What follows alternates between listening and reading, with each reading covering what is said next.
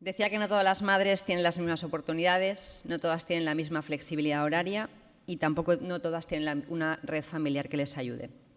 Como madre, como mujer y como alcaldesa de esta ciudad, es una obligación tomar medidas para ayudarles.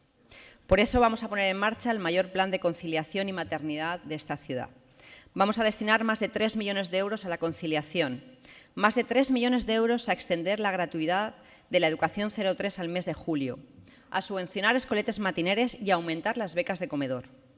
Las escuelas de verano de los colegios municipales serán, de nuevo y por segundo año en esta legislatura, gratuitas.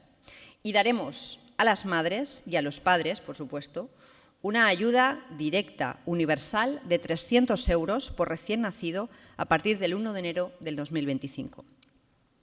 La conciliación es la gran asignatura pendiente de esta sociedad y la falta de natalidad es uno de los problemas más acuciantes que tenemos.